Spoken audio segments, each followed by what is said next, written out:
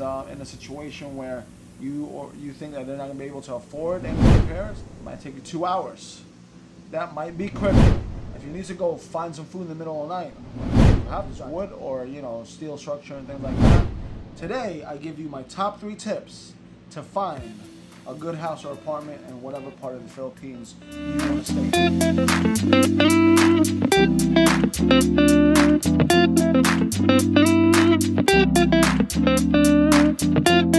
What do you have to look for when you want to get into a good apartment or a good house? Today we cover those topics. Hey guys, what's up? It's Gilson Vergara, back again with another video. It is Expat Wednesdays, and you know what that means. Talking about expat life, talking about transitioning, talking about how to help people transition from American life to Philippine life. It can be in any other country, but obviously I lived in the Philippines, so this is my form of helping my expat brethren. It has been a pretty hectic week, month with work, and I hope you like the new digs because I revamped everything pretty much. New cabinets, a new setup right here. Hope you like it. I am actually in the works of trying to line up with more interviews with the lawyers, so keep an eye out for that. And I did get a question as to tips to find a good house and a good apartment. You know, everybody knows about price. Everybody knows, obviously, the higher the price, usually the better the place, right? So let's try to find a medium as to how to find that good pocket, that good balance of being able to go out, being in a safe place, and being close to airports and hospitals, right? Just because if things happen, you're there. You don't want to be in the boonies and things like that. When it comes to safety, my first thing is always visit the place at night. You know what I'm saying? You wanna be in a position where you know what happens at night. Drive around the place. Drive around the area, the vicinity. How are the young kids? How are the people around the area? Or is it rambunctious out there? Is it quiet? Is it conducive of certain crimes or certain shady things? That's one thing. For me, that's what I do. I've never stayed in an apartment, but I've visited my friends in apartments, and I'm like, oh shit, what'd you get yourself into? But that's one thing that I would consider, right? This is beyond price and stuff like that, right? Another thing, like a 1.A or 1.2 would be, like, how close are you to how close are you to the amenities, right? How close are you? Like, if you need to go find some food in the middle of the night, do you have to drive 20 minutes, 30 minutes out of the way, or 10 minutes out of the way? Going back to where it is at night, is it hard? How accessible is it? Daytime or nighttime, but more importantly nighttime, because you got to know every crack and crevice of that area. Like, how many ways is there to that place?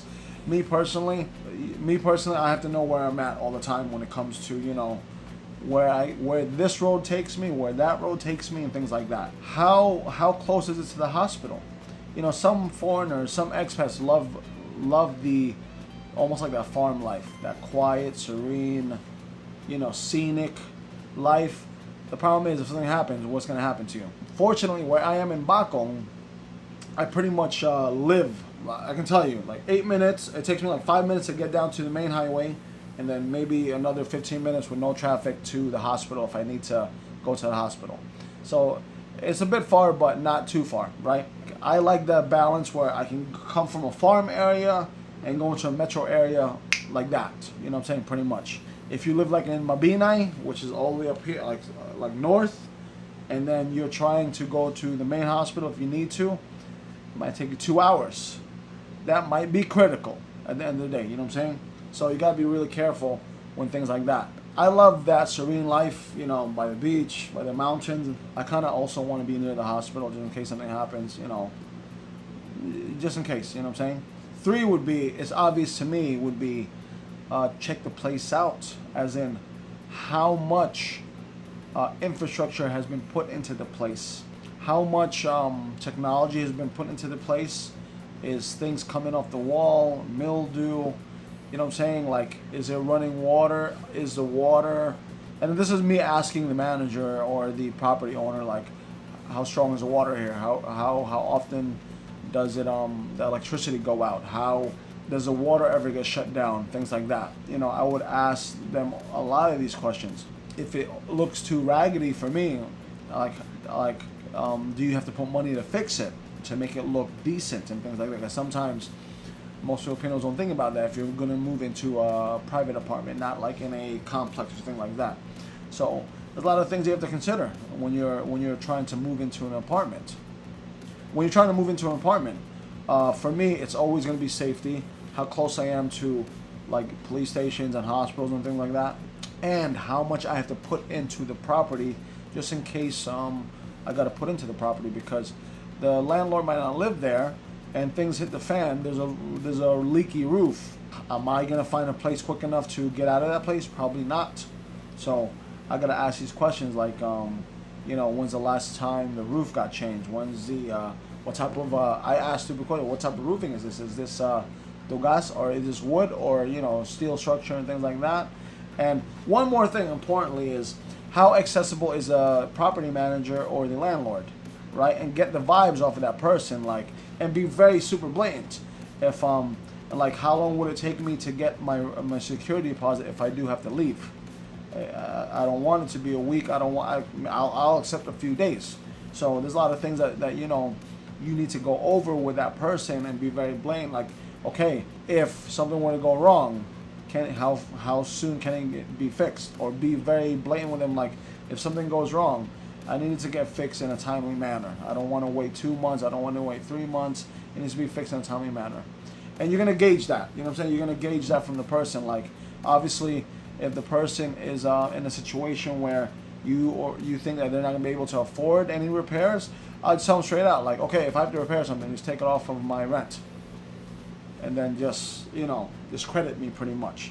So, seeing how negotiable the situation is somewhat beneficial as well. Seeing how well seeing how well you can negotiate with the landlord is super beneficial, because some landlords just don't help you, from what I hear from my friends and things like that. And it just takes crazy amounts of time to repair things, you know what I'm saying? And then you have to realize something's gonna break all the time, you know what I'm saying? You know, toilets, fixtures, something's gonna break all the time, you know? And it's something you have to prepare for. You prepare for it when you're in your personal house, but if you're renting in the Philippines, I would just get those guidelines out to or standards out to your landlord, so they understand, like, oh, this guy's serious, man. I better be on point. And obviously have a lease agreement, rental agreement, so it's legal, you know, notarized and things like that, because you just don't want to willingly go out there and be like, yeah, I'll pay you $10,000 a month, and then if God forbid it's a manager and he's pocketing the money, and then the landlord comes up in 2 months like, yo, where's my rent? And then like, oh, I've been giving it to so and so. Like, oh, have a contract, have everything legally in black and white. It's probably much better for you. Those are my tips for the top 3 ways you can look into getting a decent apartment, house, or whatever, and things like that. Hopefully this video gave some type of value to you. If it did, smash that like button. I really appreciate it. I do want the channel to grow, and hopefully I can do this full time down the road eventually. I will be opening up my own business soon.